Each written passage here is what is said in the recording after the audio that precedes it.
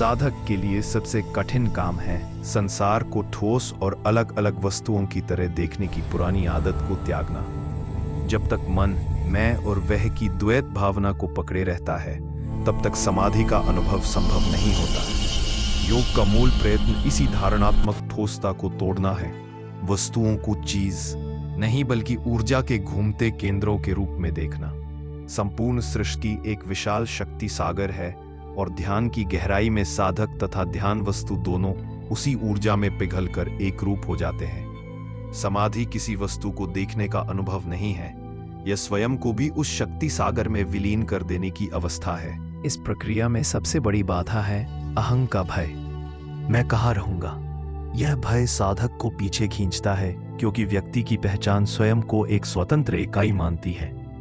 परंतु ध्यान की वास्तविक अवस्था तभी आती है जब मन पूर्ण समर्पण के साथ यह स्वीकार कर ले कि ध्यान का विषय ही सब कुछ है। वह संसार से अलग नहीं बल्कि पूरे अस्तित्व को समाहित किए हुए है।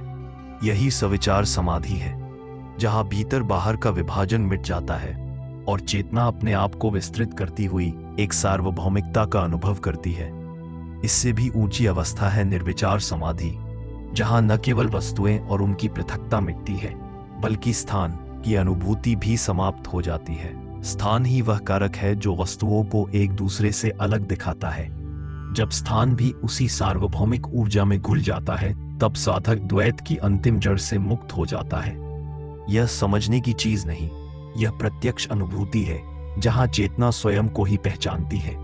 इस अवस्था के बाद एक अवर्णनीय आनंद फूटता है, जिसे संसार की किसी भी प्रसन्नता से तुलना नहीं की जा सकती।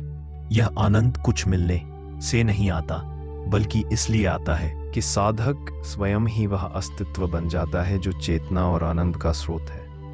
यही सनंद समाधि है, जहां अस्तित्व, ज्ञान और आनंद तीनों एक ही हो जाते हैं, जिन्हें उपनिषद सच्चित आनंद कहते हैं। यह वह आनंद है जिसकी तुलना में संसार का हर सुख एक बूंद जैसा है।